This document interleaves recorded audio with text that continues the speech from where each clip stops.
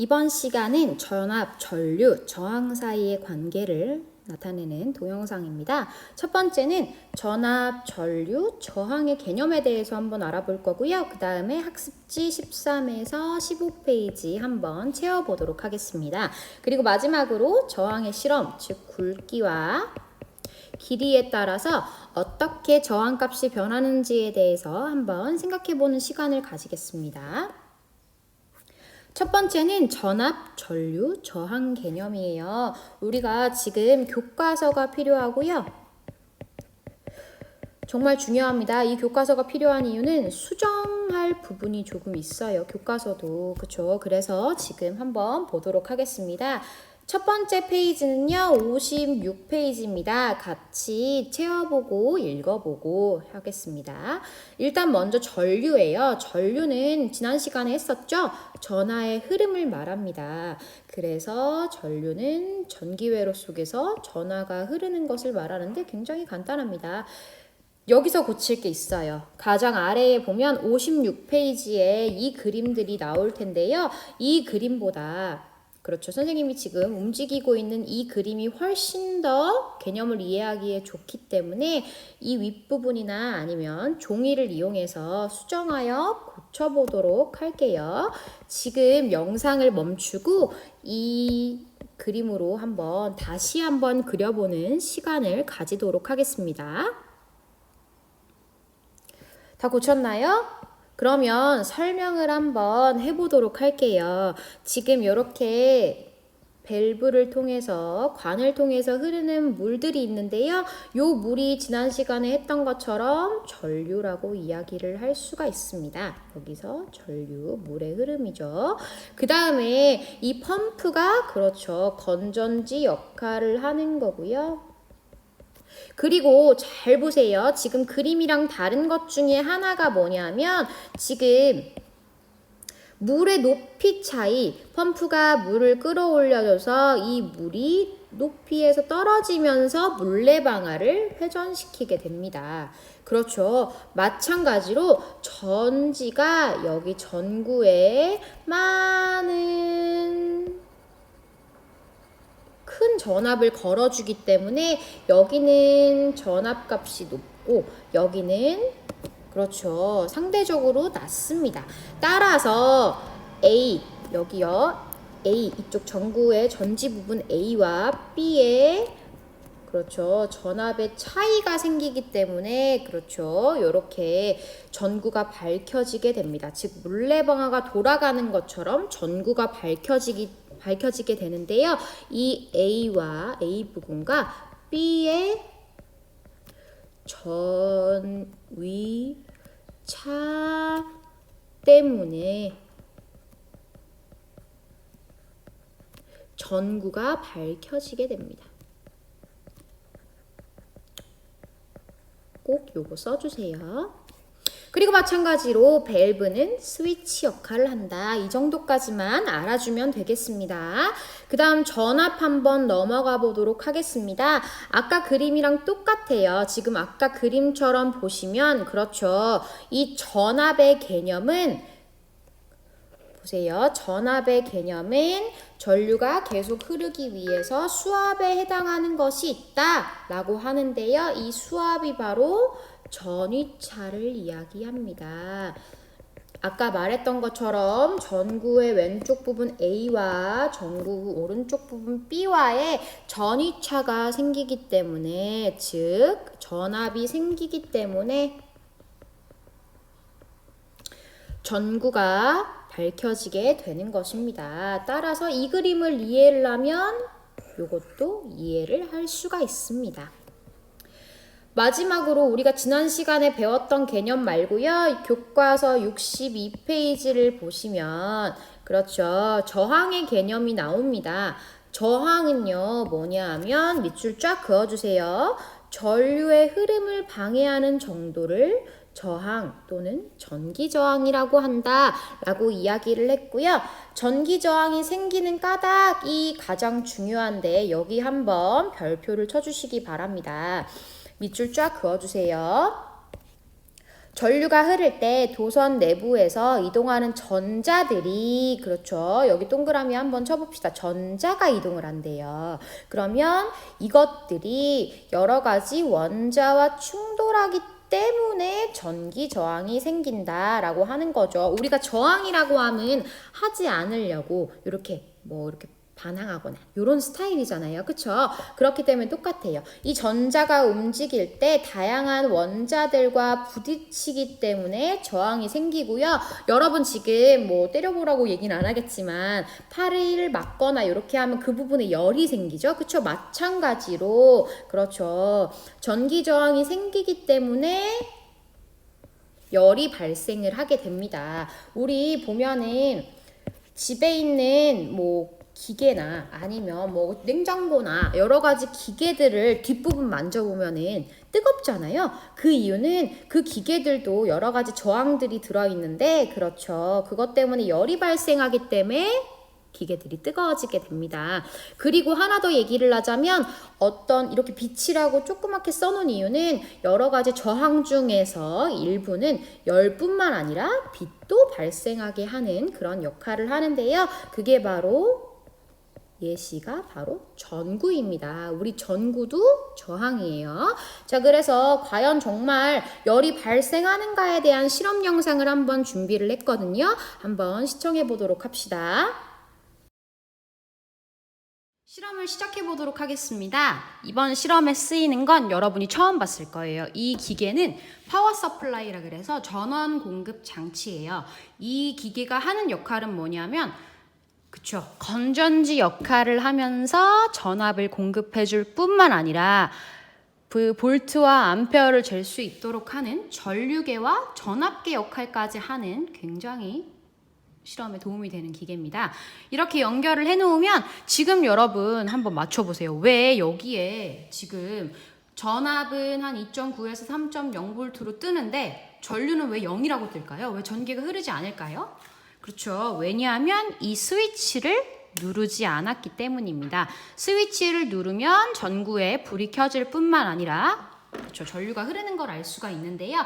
이번 시간에는 저항을 보는 만큼 저항이 실제로 그렇죠. 전선에 흐르는 전류를 방해하는 정도를 말합니다.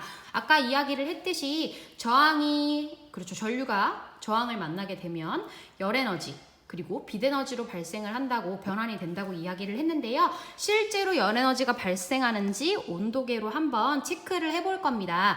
이 온도계는 그렇죠. 접촉식 온도계로 지금 27.1도를 가리키고 있는데요. 실제로 여기 전선 부근, 철 부근에 그렇죠. 열이 발생하는지를 재보도록 하겠습니다. 지금 3.0V라서요. 너무 낮기 때문에 변경을 할 건데요. 저 회로를 변경을 할 거예요. 너무 높이면 전구가 터져요. 그래서 이렇게 안 하고 전부 다 빼고요. 조금 위험할 수는 있지만 여러분들이 없고 선생님이 있기 때문에 이렇게 이 부분을 재도록 하겠습니다.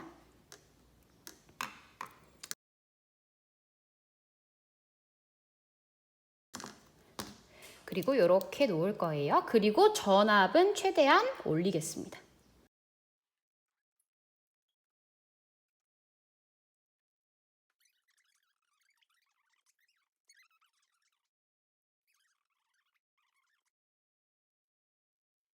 지금 보시면 저항이 그렇게 크지 않은 상태이기 때문에 미세한 저항입니다. 전선들은. 그래서 전선에 이렇게 온도계를 댔을 때 지금 온도가 27.4도, 즉 아까보다 0.3도 정도 오른 것을 알 수 있어요. 그래서 우리가 알 수 있는 사실은 그렇죠. 전선도 저항의 역할을 하고 그리고 전선에 전류가 흐르게 되면 전류가 흐름을 방해받으니까 온도가 오르는구나, 열에너지로 바뀌는구나, 이렇게 생각을 해주시면 되겠습니다. 실험을 하나 더 해보겠습니다. 과연 이 회로는 지금 전구를 하나 연결한 회로예요. 지금 보시면 그렇죠. 3V에 전류값은 0.07 정도이고 그렇죠. 전구의 저항 때문에 이렇게 발생을 한다는 걸 알 수가 있는데요. 한번 하나를 더 연결해 보겠습니다. 만약에 전구가 저항이라면 그렇죠. 전류값이 어떻게 될까요? 그렇죠. 하나를 더 추가하게 되면 저항이 늘기 때문에 전류가 주는 것을 알 수가 있겠죠. 그러면 한번 볼게요. 어떻게 되는지. 이렇게 연결을 하면 아까 0.07이었던 거 기억하시면 됩니다. 그렇죠. 아까 0.07이었던 것과는 달리 그렇죠. 저항을 더 크게 하였기 때문에 전구를 즉 추가하였기 때문에 전류가 주는 것을 알 수가 있습니다. 따라서 이 실험을 통해서 알 수 있는 것은 그렇죠. 전구도 저항 역할을 한다. 전구도 저항이다. 이렇게 생각하시면 되겠습니다. 두 번째는 오메 법칙 학습지를 한번 채워보도록 하겠습니다. 13페이지 같은 경우에는 동영상을 보고도 여러분들이 충분히 정리할 수 있다고 생각하기 때문에 이 부분은 여러분에게 맡기겠습니다.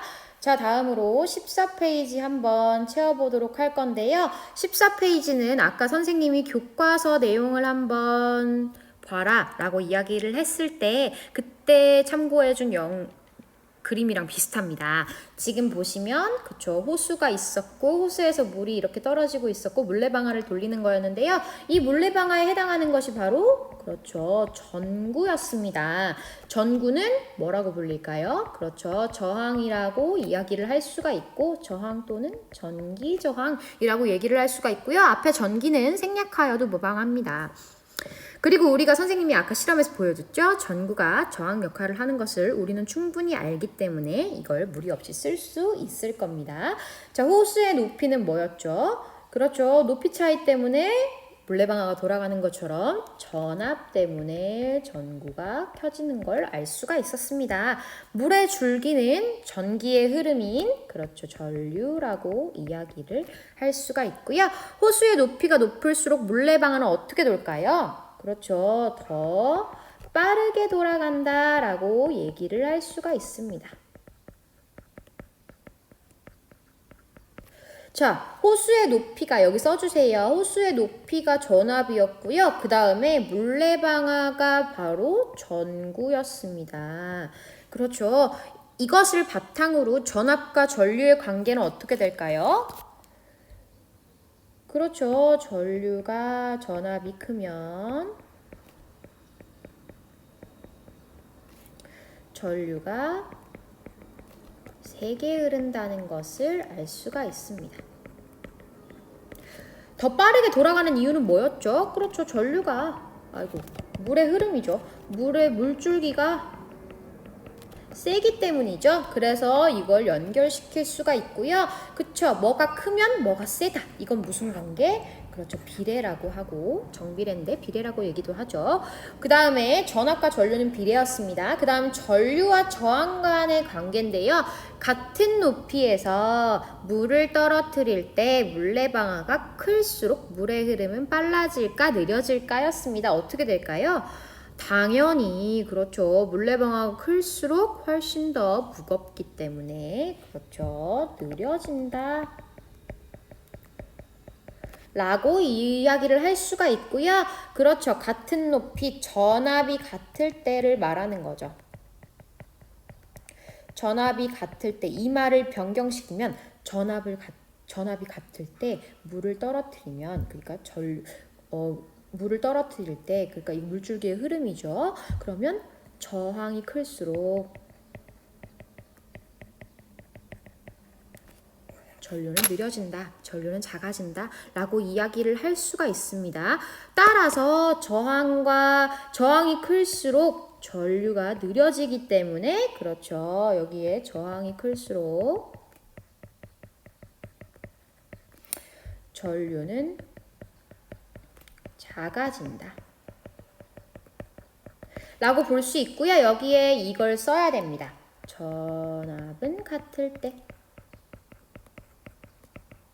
따라서 서로 반대적인 움직임을 보이기 때문에 반비례라고 이야기를 할 수가 있습니다. 따라서 전류와 저항과의 관계를 정리를 해보면 전류의 세기는 전압이랑은 비례를 하고 저항과는 반비례한다 라고 써줄 수 있고요. 요거를 딱딱 영어만 따가지고 V로 정리를 하면 그 유명한 공식인 V는 IR이라고 쓸 수 있고요. 이것이 바로 옴의 법칙입니다. 독일의 과학자인 옴이 발견을 했다고 해서 그 사람의 이름을 따서 옴의 법칙을 붙이게 되었고요. 여러분들이 혹시나 나중에 이런 비슷한 법칙을 발견한다면 여러분의 이름을 따서 법칙의 이름이 정해지게 될 것입니다. 자, 그럼 생각해보기 한번 해보겠습니다. 요거는 이제 저항과 관련된 건데요. 한번 정리를 해보도록 할게요. 지금 보시면 지하철을 가는 빽빽하게 채우고 있고 나는 조금 드문드문하게 채우고 있습니다. 이 지하철을 채우고 있는 사람을 전자가 아니고요. 원자라고 할 것이고요. 그 다음에 이동하는 사람을 전자라고 했을 때 누가 훨씬 더 수월할까요? 이동하는 게. 그렇죠. 여러분들이 알듯이 훨씬 더 수월하고 힘들 것입니다. 따라서 전선으로 따졌을 때 이게 훨씬 더 저항이 클 거고요. 나의 경우가 저항이 작을 것입니다. 뒷장 한번 넘어가 보도록 하겠습니다. 아까 교과서에서 봤던 것처럼 교과서 내용 보고 채우면 되는데요. 여기 저항은 바로 전류의 흐름을 방해하는 정도.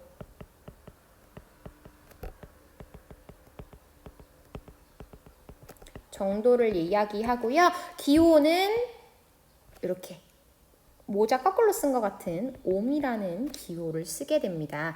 자, 저항이 생기는 이유라고 얘기를 하는데요. 그림에서 볼 수 있듯이 도선을 이루는 와로 바꿔주세요. 전자가 충돌하기 때문이다. 이렇게 생각하시면 되고요. 요거랑 비교해서 보면 알 수 있듯이 쇠구슬은 움직이는 애니까 누굴까요? 그렇죠. 전자고요. 못은 딱 박혀있죠. 그래서 얘는 원자입니다. 그리고 못과 쇠구슬의 충돌이 바로 원자핵과 전자핵의 충돌 이고요. 이거 원자핵이라고 쓰지 말고요, 여러분. 그냥 원자라고 수정해 주세요. 그 다음 도선의 길이와 그 다음에 폭이 바로 빗면의 길이와 폭을 말하는 거고요. 빗면의 기울기예요, 여러분. 이거 지금 밑줄 쫙 긋고요. 별표 한번 쳐주세요. 아까 얘기했습니다. 이 기울기가 크면 클수록 더 빨리 흘러요. 아까 기울기가 크면 클수록 더 빨리 흐른다. 이런 식으로 기울기, 높이 차에 영향을 주는 게 누구였죠? 그렇죠. 전압입니다. 이 기울기가 크면 클수록 전압 높이가 커지기 때문에 빨리 흐르죠. 그렇죠? 마찬가지로 전압이 클수록 전류가 빨리 흐르기 때문에 이렇게 써주시면 될 것 같고요. 저항의 크기입니다. 지금 보시면 여러분 물질의 종류에 따라서 배열 상태가 다르므로 저항이 달라지게 되는데요. 저항이 아주 전류가 잘 흐르는 물질을 전류가 잘 흐른다 이렇게 해가지고 도체라고 합니다. 그리고 저항이 커서 전류가 잘 흐르지 않는 물질, 도체가 아니에요. 그래서 아닐 부자를 써서 부도체라고 이야기를 하는 거고요. 종류는 여러분들이 보시면 됩니다. 고무 같은 경우에 전기가 안 통하는 이유가 뭐예요? 그렇죠. 우리 부도체이기 때문에 전기가 통하지 않게 하는 고무장갑 같은 거 이렇게 끼고 전기를 만지기도 하죠. 그렇기 때문에 도체와 부도체를 구분할 수 있어야 되고요. 여러분들이 궁금하다고 한다면 반도체 한번 이게 뭘까? 도체도 아니고 부도체도 아닌 절반. 이게 뭘지 한번 여러분들이 궁금하면 한번 찾아보도록 해보세요. 자, 두 번째입니다. 종류가 같은 도선의 길이와 굵기에 따른 저항의 크기를 말하는데요. 요거는 직접 선생님이 실험으로 보여주도록 할게요. 자, 전기 저항은 도선의 길이에 비례하고요. 그 다음에 단면적, 즉 요 면적 하나 이렇게 자른 면적에 반비례한다. 라고 볼 수가 있습니다. 짧으면 지나가기 더 쉽겠죠. 그리고 길면 지나가기 더 어렵겠죠. 그리고 굵으면 당연히 서서 가면 되니까 지나가기 쉽겠죠. 그리고 사람 같은 경우에 예를 들 거예요. 도선이 가늘면 그렇죠. 이렇게 가야 되니까 저항이 당연히 커지겠죠. 이런 식으로 생각을 하면 되는데요. 아래 한번 써주고 실험 영상을 한번 보여주도록 하겠습니다. 저항은 길이에 요게 바로 비례한다는 표시예요. 비례 표시. 비례하고요. 그 다음에 여기 오른쪽에 쓸 겁니다. 단면적에는 반비례합니다. 그래서 반비례라고 하면 단면적 나누기 1 이렇게 써주면 반비례 표시가 됩니다. 따라서 굵기라고도 써줄 수 있겠네요. 이런 식으로 숫자로 표현을 할 수가 있고요. 이 저항식으로 나타낸다면 그렇죠. 단면적 분의 길이라는 식을 도출해낼 수가 있을 것입니다. 자, 그리고 문제 하나만 풀고 실험 영상을 보여줄 텐데요. 일단은 여러분 이 문제는 오메 법칙 문제입니다. 아까 앞에서 봤습니다. 오메 법칙은 V는 I 곱하기 R이고요. V는 전압, I는 전류, R은 저항입니다.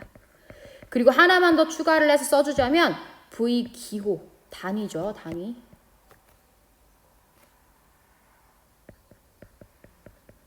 요거는 볼트 값 써주고요. 얘는 암페어를 써줬고요. 얘는 그렇죠. 오메가를 써줬습니다. 요거 잘 기억하세요. 자, 그러면 보시면 어떤 회로에서 6V의 전압을 걸었더니 전류의 세기가 3A였다. 이 회로의 저항은 얼마인가? 라고 했습니다. 자, 그러면 여기 써줄게요. 6V는 V는 IR이죠. V는 IR. 6V는 집어넣으면 됩니다. 3A 곱하기 R 값입니다. 따라서 3에 뭘 곱하면 6이 되죠? 그렇죠. 따라서 여기에 저항은 R은 2옴이다 라고 써주시면 됩니다. 곱하기예요. 곱하기. 여기도 한 번 더 해볼게요. V는 IR이라는 공식을 쓰면 되고요. 여기 5옴이라고 나와 있는 요거는 어디다 넣어야 될까요? 그렇죠. R 값에 넣으면 되고요. 그 다음 이렇게 10V라고 나와 있는 건 여기다가 넣으면 됩니다. 따라서 우린 이걸 몰라요. 따라서 전류는 몇 암페어일까요? 2암페어인 걸 알 수가 있습니다. 자, 그리고 여러분 여기서 중요한 건 뭐냐면 미리암페어나 미리볼트처럼 요런 것들은 전부 다 암페어랑 볼트로 변환시켜 주어야 합니다. 이게 뭐냐면 지난번에 했었죠. 1000mA는 1A다. 똑같이 1000mV는 1V이다. 이런 식으로 이렇게 미리암페어, 미리볼트라고 써 있는 거는 이 식을 계산할 때 암페어나 볼트로 바꿔줘야 된다는 걸 잊지 맙시다. 학습지에서 배운 내용을 바탕으로 세 번째는 저항 실험을 한번 직접 해보도록 할게요.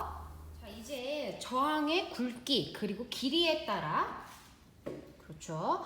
전압과 저항이 어떻게 변하는지를 일단 볼 건데요. 일단 지금 전압은 3.0V 즉 3V로 고정을 시켜놨습니다. 그리고 오메 법칙에 따라서 저항의 크기가 변함에 따라서 어떻게 전류의 세기가 변하는지를 한번 볼 건데요.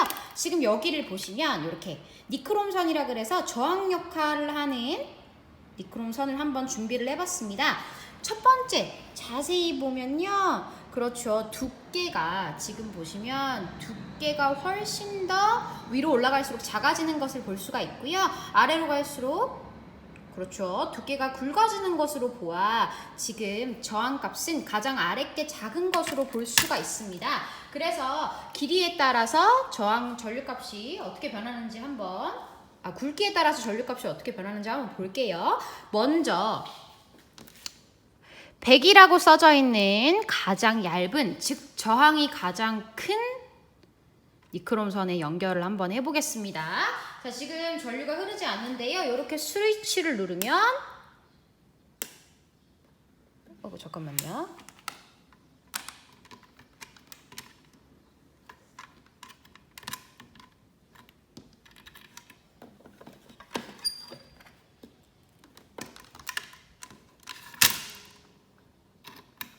스위치를 이렇게 안 누르고요. 스위치 문제가 있었던 것 같습니다. 이렇게 보시면 지금 전류값이 0.02 정도 나오는 것을 알 수가 있습니다. 그리고 다음 200으로 한번 가볼게요. 자, 200에 꽂으면 신기하게도 저항이 점점 작아지니까 상대적으로 전류값이 커지는 것을 알 수가 있습니다. 0.05죠. 마지막으로 300이라고 써져 있는 가장 굵은 니크롬선에다 연결을 하면 그렇죠. 전류값이 0.08로 저항이 가장 작기 때문에 커지는 것을 알 수가 있습니다. 따라서 지금 첫 번째 실험으로 알 수 있는 것은 그렇죠. 굵기에 따라서 굵기가 굵을수록 저항값이 작다라는 결론을 내릴 수가 있습니다. 두 번째 실험은요. 길이에 따라서 어떻게 전류값이 변화하는지에 대해서 한번 알아볼 텐데요. 다시 한번 말해줄 건 뭐냐면 길이가 짧을수록 저항이 그렇죠. 작아집니다. 그래서 지금 보시면 가장 길이가 길 때, 요 정도 길이일 때는 그렇죠. 0.67 요 정도 나오는데요. 사실 중요하지 않아요. 선생님 손이 떨리고 있기 때문에 얘를 점점 이쪽으로 왼쪽으로 가게 되면 그렇죠. 저항, 니크롬선을 지나는 공간이 짧기 때문에 그렇죠. 길이가 줄어들게 되죠. 이때 전류값이 어떻게 변하는지 한번 보겠습니다. 이 실험을 할 때는 그렇죠. 같은 니크롬선을 사용해야 결과값을 비교하기가 쉽겠죠. 한번 해보겠습니다. 0.7 정도 나오다가 점점 줄어들게 되면 보이나요? 그렇죠. 길이가 짧아지면 짧아질수록 아까 0.07이었던 수치가 거의 1이 넘는 것을 볼 수가 있습니다. 따라서 길이가 짧을수록 저항값이 작고 따라서 그것 때문에 전류값이 커진다라는 것을 알고 있으면 되겠습니다.